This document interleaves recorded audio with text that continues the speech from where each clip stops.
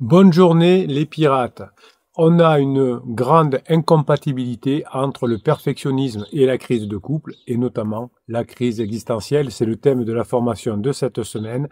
La crise de votre conjoint, qui est souvent une crise existentielle si vous êtes ensemble depuis 5, 10, 15, 20 ans, et qu'un jour votre conjoint vous dit « je t'aime plus », il y a des grandes chances, surtout s'il est autour de la trentaine, quarantaine, voire cinquantaine, oui, c'est large hein, quand même, mais c'est pas les mêmes crises. Eh bien, la crise existentielle est souvent un passage obligé, marquant la trentaine, la quarantaine, parfois le quart de vie, hein, comme disent les Américains, le quart de vie autour des 25 ans, où votre partenaire peut s'interroger sur leur choix de vie. J'ai l'exemple de Anna et Julien, qui était un couple qui, après 10 ans de vie commune, s'est retrouvé face à la tempête émotionnelle. Ça arrive tout le temps, depuis 1999. J'ai la chance de vous accompagner à passer les crises de couple. Eh bien, vous avez vu qu'autour de vous, il y a des personnes qui n'étaient pas des pirates et qui malheureusement n'ont pas su traverser leur crise de couple. Eh bien, ça a été le cas aussi de beaucoup de personnes, peut-être des cousins, des amis qui ne savaient pas. Vous êtes au bon endroit. Sur l'affiché plus, en descriptif de cette vidéo, vous avez le catalogue de 230 formations. Vous avez le groupe Facebook qui vous aide à retrouver votre conjoint, puisque les pirates les plus expérimentés vont vous aider à mettre en place ce que vous apprenez dans les formations. Vous avez le canal Telegram qui est offert aussi, où vous avez tous les jours des textes et des vidéos courtes pour vous aider à retrouver votre conjoint et à mettre en application les formations, évidemment, hein. Ce catalogue de formation, ce groupe Facebook vous aide à vous projeter dans l'avenir. Vous avez même sur le lien que vous avez en application une formation que je vous offre qui s'appelle le Best of 2023. Donc dans l'idée entre Anna et Julien, dans ce couple entre Anna et Julien, eh bien Anna a commencé à remettre en question son rôle de mère, sa carrière, et ce qui finalement était une remise en question presque de son identité. Julien, qui était perfectionniste dans la langue, Bruno, on se calme, dans l'âme. Tu vois, Bruno, tu arrives à le dire, perfectionnisme dans l'âme, voit son monde bouleversé dans cette quête de liberté, évidemment. Hein, c'était Julien qui a senti ce bouleversement. Et bien évidemment, les attentes rigides qu'avait Julien, le bébé pirate, et sa peur de l'inconnu, avaient rendu leur relation encore plus tendue. Pour lui, il croyait bien faire, la perfection était un synonyme de sécurité. Évidemment, il ne pouvait pas comprendre que cette phase d'exploration nécessite de l'incertitude. Il a compris à travers les coachings. L'incompréhension s'était installée. Les besoins fondamentaux de chaque partenaire s'étaient fondamentalement opposés, ce qui avait rendu la situation explosive au moment du coaching. Il y a un autre exemple de Marie et de Lucas. Alors, c'est des faux prénoms, évidemment, je les change à dessein pour ne pas que vous soyez reconnus. Et là, c'était Marie qui avait une pression perfectionniste sur Lucas. Et Lucas, effectivement, lui, il était un peu perdu. Alors, je suis pas sûr que c'était une crise existentielle parce que je n'évalue pas les personnes que je ne vois pas. Mais d'après ce que me disait Marie, Lucas se mentait beaucoup au quotidien et mentait beaucoup aux autres aussi. Le fait que Marie impose des normes élevées concernant, c'était l'organisation de leur vie. Même lorsque Lucas lui disait « mais j'ai besoin de respirer, c'est pas grave si on range pas la maison », eh bien Lucas ressentait effectivement une grosse pression de Marie qui lui disait « mais si, il faut ranger la maison », etc. Évidemment, Marie s'est acharnée à l'époque à vouloir que tout soit sous contrôle. C'était son tempérament et ça a fini par étouffer Lucas. Lucas qui était déjà en proie à des propres doutes hein, au moment de la fin de la sécurisation, on est un peu en doute, et Lucas a ressenti cette pression comme une forme de contrôle, d'après ce que m'a dit Marie et les situations qu'elle me décrivait. Et bien finalement, chaque interaction est devenue une bataille entre Marie et entre Lucas, et évidemment, ce que j'expliquais à Marie, c'est que Lucas avait besoin de temps pour réfléchir, explorer ses pensées, et pas tout le temps avoir Marie sur le dos, qui avait finalement une bonne dose de perfectionnisme, mais une grosse dose également de dépendance affective. Marie, elle croyait que son comportement perfectionnisme était une forme d'amour, qu'il fallait que tout soit bien, que tout soit rangé, etc. Et elle n'avait pas réalisé qu'elle avait créé un déséquilibre qui aurait pu être fatal dans leur dynamique, provoquant au fur et à mesure un éloignement émotionnel et croissant. Le fait que Marie ait pu prendre conscience effectivement de ce perfectionnisme a pu arranger les choses. Et aujourd'hui, Marie et Lucas ça va très bien, rassurez-vous. On a aussi le parcours alors là aussi je change les prénoms, on va dire Thomas et Emma. Hein, Thomas croyait que vraiment en faisant tout bien, en montrant qu'il faisait pas d'erreur, que Emma allait revenir plus vite dans le couple. Et évidemment, comme d'habitude, pour Thomas aussi, chaque tentative de réparation était pensée dans le moindre détail, mais finalement tout ça finissait par être contre-productif. Thomas me posait même des questions pendant le coaching hyper précises sur ce qu'il devait faire pour être parfait. Évidemment, l'exigence de perfection, comment je l'appelais, de Thomas, a créé je ne vais pas dire le vrai prénom, a créé un climat de frustration finalement, car chaque petit échec était vécu pour Thomas comme un drame, puisqu'il se croyait qu'il n'était pas bien parce qu'il faisait des petits échecs. Évidemment, alors comment je l'appelais cette fois, Emma, je vais dire le vrai prénom, Emma évidemment, qui avait besoin d'authenticité, de compréhension, n'avait pas besoin de solution parfaite. C'est un cycle finalement d'auto-sabotage qui s'était renforcé. Chaque action qui est entreprise pour réparer la relation, pour que ça aille mieux, pour qu'on voit que je suis parfait, etc. Eh bien, tout ça poussait à éloigner le partenaire Emma. Et donc, la recherche constante de la perfection, effectivement, de Thomas, je l'appelais Thomas, devient aussi un piège émotionnel, évidemment, hein, vous l'avez compris. Donc, on peut voir que tous ces exemples de couple, finalement, font qu'on peut s'éloigner au fur et à mesure sans faire attention, puisqu'on croit bien faire, on croit vouloir réparer, on croit dire, voilà, regarde, maintenant j'ai changé, je fais plus d'erreurs, et tout ça, c'est pas ce que veut un conjoint en crise. Très souvent, ce que veut un conjoint en crise, c'est d'avoir plus de légèreté. Sachez que la crise de couple est souvent entachée d'une crise existentielle, et que la crise existentielle, c'est pas une simple remise en question, c'est un bouleversement intérieur qui est très imprévisible. Si vous vous souvenez l'exemple de Shakira, qui en pleine crise de la quarantaine a bouleversé sa carrière après sa rupture avec Gérard Piquet. Alors je pense que Gérard Piquet, enfin d'après ce qu'on a pu voir, il y a des possibilités qu'il était aussi en crise puisqu'il était avec un petit chou avec qui ça n'a pas duré pendant longtemps. Mais Shakira ensuite a créé aussi un virage, on l'a vu avec des petits choux à son tour dans des vidéos. Alors c'était un peu aussi par vengeance par rapport à Gérard Piquet pour dire qu'elle était encore belle et que beaucoup de personnes, des beaux gosses, des mannequins, s'intéressaient à elle. Ceci dit, Shakira a connu un virage soudain qui a montré aussi peut-être que la crise de Gérard Piquet a fait que chez Shakira aussi, ça a créé une crise identitaire qui est assez logique finalement chez beaucoup de couples aux alentours de la quarantaine. La quête de soi, des choix nouveaux qui n'incluent pas parfois plus l'autre. Pour Gérard Piquet, c'était sa fin de sa carrière à Barcelone. Alors, il n'avait pas encore tout à fait terminé, mais il devait se dire « je vieillis ». Eh bien, le perfectionniste, quant à lui, hein, comme veut imposer des structures et des réponses pour essayer de cadrer le couple en montant qu'on est parfait, mais tout ça se heurte à une dynamique fluide et imprévisible. Le conjoint en crise fuit les attentes étouffantes, comme un artiste échappe à une partition qui est trop stricte, et souvent, pendant une crise de couple, on a plutôt besoin d'impro, on a plutôt besoin de faire des buffs, entre guillemets, comme on dit en musique, plutôt que de jouer des musiques très,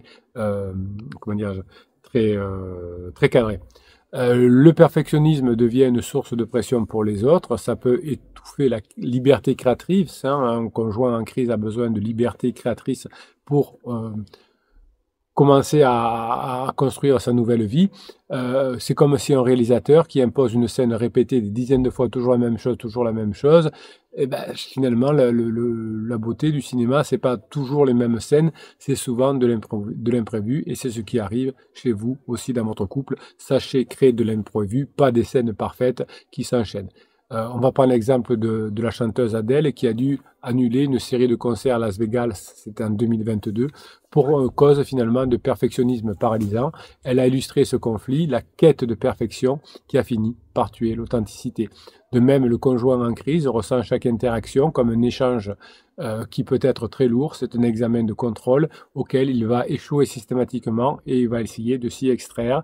Alors, la fuite semble la seule échappatoire à cette pression constante pour des personnes qui sont confrontées à des partenaires qui sont perfectionnistes. D'ailleurs, le perfectionnisme comporte des risques d'auto-sabotage pour vous-même, hein, si vous comportez avec le perfectionnisme, avec beaucoup de perfectionnisme, eh bien vous risquez de vous saboter. Si vous voulez tout réparer à force d'efforts, eh bien vous risquez de vous piéger. Le perfectionnisme, c'est souvent un piège. Imaginez un capitaine de navire, pas le capitaine, pas celui-là, un capitaine de navire, un vrai, lui qui a un bateau entre les mains, un gros bateau, qui en pleine tempête tente de réparer comme chaque brèche avec la minutie d'un horloger, au lieu de laisser son équipage improviser des solutions de fortune. Eh bien, c'est ce qui est arrivé à Serena Williams, la tenniswoman. Lors de ses dernières compétitions, sa quête de perfection l'a poussé à des efforts surhumains, mais malheureusement, ses échecs répétés ont mis en lumière un mécanisme d'auto-sabotage. De même, le perfectionnisme du couple croit sauver la relation. Si vous êtes perfectionniste avec votre perfectionnisme, vous croyez sauver la relation, alors que vous allez enfoncer progressivement le navire sous la pression d'attentes irréalistes. La surcharge émotionnelle est créée aussi par une histoire de perfectionnisme. Trop de surcharge émotionnelle va entraîner du perfectionnisme. Le mannequin Gisèle Bündchen a récemment mis un terme à sa relation avec Tom Brady. Elle a évoqué la pression insoutenable qu'elle ressentait à devoir correspondre aux attentes toujours plus élevées. Effectivement, pour un mannequin, c'est compliqué puisque on essaye de montrer que le mannequin il a un corps parfait, qui sourit ou qui sourit pas d'ailleurs, mais que c'est quelqu'un de parfait. Donc le perfectionnisme dans le couple engendre une surcharge comme pour Gisèle et son mannequinat. L'autre se sent incapable de répondre aux exigences tacites et chaque échec s'accumule comme des pierres sur ses épaules. Si vous êtes trop perfectionniste, votre conjoint va s'éloigner. La crise de couple, la crise existentielle peut-être, devient une spirale où le conjoint fuit non seulement devant ses propres incertitudes, mais aussi sous le poids des attentes extérieures. Le perfectionniste, sans s'en rendre compte véritablement, devient un obstacle au cheminement intérieur de l'autre. Si vous arrivez à gérer tout ça, si vous arrivez à lâcher prise un petit peu, eh bien votre conjoint va pouvoir mieux respirer. Dans la formation, vous allez apprendre à abandonner l'illusion de tout maîtriser. Si on prend l'exemple d'Elon Musk, qui malgré son besoin de perfection, a dû accepter les échecs répétés de SpaceX avant de retrouver le succès récent. C'était merveilleux de voir cette fusée avec le morceau qui était récupéré, etc. C'était super beau, voire presque émouvant, on va dire. Donc dans votre couple, c'est pareil. La crise exige une approche similaire. Acceptez les erreurs de votre conjoint, les vôtres, acceptez les ajustements et acceptez même de recalculer des choses que vous avez pu faire et qu'il faut reprendre parce que c'est pas terrible. Et vous pouvez même accepter des reculs. Vous pouvez créer des moments de légèreté où les attentes sont finalement mises de côté et tout ça peut faire renaître la reconnexion. Ce n'est pas la perfection qui va sauver votre relation, mais c'est l'acceptation des imperfections de votre conjoint, de votre couple, de vous-même, de l'évolution chaotique qui va faire que finalement vous allez pouvoir vous améliorer et sortir de cette crise. Vous l'avez compris, le perfectionnisme impose des normes élevées dans la relation, même quand le conjoint est en pleine remise en question. On a pu l'observer dans la rupture très médiatisée de Kim Kardashian et Kanye West. Leur dynamique de couple montrait souvent que les attentes élevées de chacun envers l'autre, combinées à des crises individuelles, ont mis une pression insoutenable sur leur relation. Votre conjoint qui est en crise, qui est déjà en quête de liberté, ressent votre perfectionnisme comme une pression, comme une forme de contrôle qui va priver l'espace nécessaire pour explorer vos doutes. L'asphyxie émotionnelle ressentie va créer un déséquilibre. Votre conjoint qui est en crise va se retirer, tandis que vous, avec votre perfectionnisme, vous allez chercher à renforcer le contrôle dans le fameux « fuis-moi, je te suis ». Cette dynamique de tension croissante fait que chaque tentative de réassurance va échouer. Vous essayerez d'être toujours plus parfait, mais vous n'y arriverez pas. Tout ça est perçu comme une demande implicite d'atteindre un idéal inatteignable et ça va créer ce fameux auto-sabotage. Le perfectionnisme, vous l'avez compris, repose souvent sur des distorsions cognitives. Qu'est-ce que c'est des distorsions cognitives? Ce sont des pensées irrationnelles qui poussent à croire que tout doit être parfait pour être aimé, voire pour être acceptable.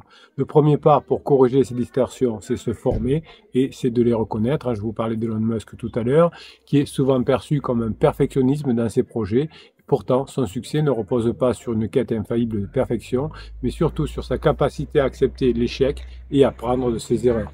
De même, dans votre couple, la première étape consistera à identifier les pensées irréalistes et qui vont alimenter la frustration. Vous avez dans chaque formation offert un outil qui s'appelle la neurohypnose, qui vous permet d'avoir des états modifiés de conscience et qui peut être associé à des outils comme la thérapie cognitivo-comportementale. Tout ça peut être très utile pour identifier vos schémas de pensée qui vont vers trop de perfectionnisme. On le détaille évidemment dans la formation. Par exemple, la pensée dichotomique ou du tout ou rien, hein, c'est ça dichotomique, pousse le perfectionniste à croire que si tout n'est pas parfait, alors tout est échec, c'est 0 ou 1, c'est jamais, c'est toujours, votre conjoint le dit toujours, c'est jamais bien, c'est toujours comme ça. Eh bien, si vous arrivez à restructurer votre passé avec l'aide de la neurohypnose, avec l'aide des TCC, avec l'aide de plusieurs techniques dont je vous parle dans la formation, vous allez apprendre à introduire plus de nuances, accepter les zones grises dans votre relation. Il s'agit, grâce à cette formation, d'un travail qui va vous permettre la prise de recul, comme celui mené par des athlètes comme Serena Williams, qui ont appris à voir la défaite non pas comme un échec, mais comme une opportunité d'amélioration. Votre crise de couple n'est pas la fin du couple, hein, votre crise de couple, c'est une opportunité d'amélioration de votre couple. Vous apprendrez dans la formation un outil que j'appelle l'autocompassion. Le perfectionnisme est quelque chose qui fait souffrir le conjoint qui veut de la liberté. Donc vous, en tant que perfectionniste, vous devez comprendre que la perfection n'est ni nécessaire ni atteignable. Christiane Neff, qui est une chercheuse spécialisée en autocompassion, Christiane Neff, nous explique que s'offrir à soi-même la même bienveillance que l'on offrirait à un ami proche, à son enfant même, est fondamental. Accepter que les erreurs sont une part naturelle de la vie, que commettre des interdits c'est normal quand vous êtes un bébé pirate, eh bien tout ça va vous permettre de se libérer de votre auto-jugement constant. La formation va vous apprendre à tolérer l'incertitude. L'incertitude, c'est une compétence clé qui est à développer pour être heureux dans la vie.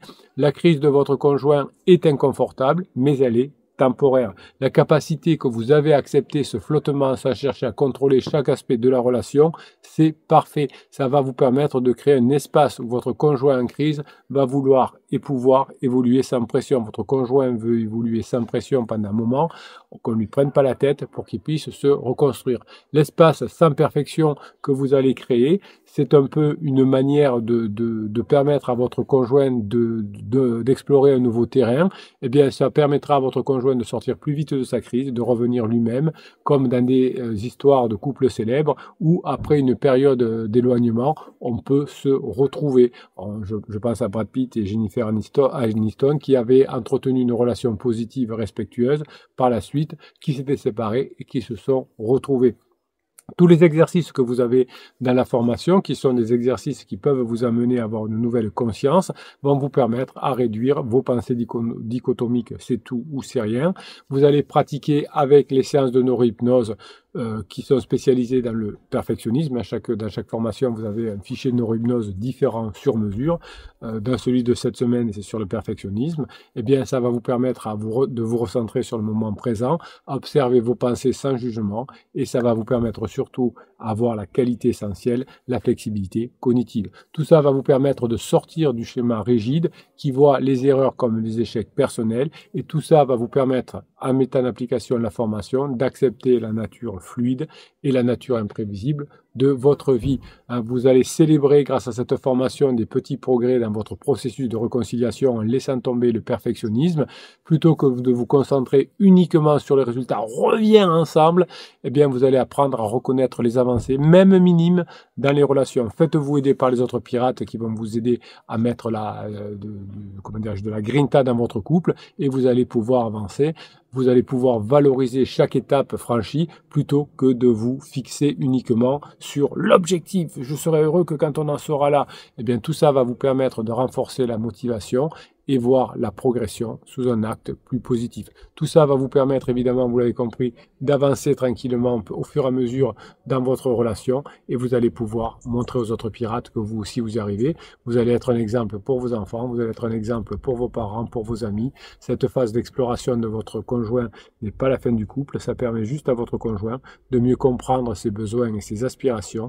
Eh bien, ça va vous permettre, en lâchant la grappe avec votre conjoint, en lâchant le perfectionnisme, de renforcer la relation, à condition évidemment que vous acceptiez cette phase de changement sans essayer de vous réprimer ni de réprimer votre conjoint. La restructuration cognitive, la flexibilité cognitive, c'est un outil précieux pour transformer les pensées catastrophiques en pensées plus nuancée. On se retrouve de l'autre côté, on se retrouve dans la formation. Vous allez vous régaler, vous allez apprendre des choses incroyables, vous allez faire plein d'exercices qui vont vous sauver la vie, entre guillemets. Mes pirates adorés, je vous kiffe et je vous kiffe grave. Pourquoi? Parce que vous êtes des bosseurs et parce que vous êtes des innovants. Vous allez montrer à d'autres personnes autour de vous que oui, quand on est en crise de couple, c'est pas la fin du couple, mais c'est juste un moment où on se rapproche et on améliore notre couple. Mes pirates adorés, je vous kiffe et je vous kiffe grave. On se retrouve dans la journée sur Telegram pour des vidéos plus courtes. Peut-être on se retrouvera à midi certainement pour travailler ensemble à partir d'un midi live où vous pourrez poser vos questions. Et puis évidemment, on se retrouvera aussi comme tous les jours, demain matin à 7 h avec ces vidéos longues qui vous permettent de changer votre vie. Et ça, c'est bon. Merci les pirates adorés, je vous kiffe et je vous kiffe grave. Passez la journée que vous méritez.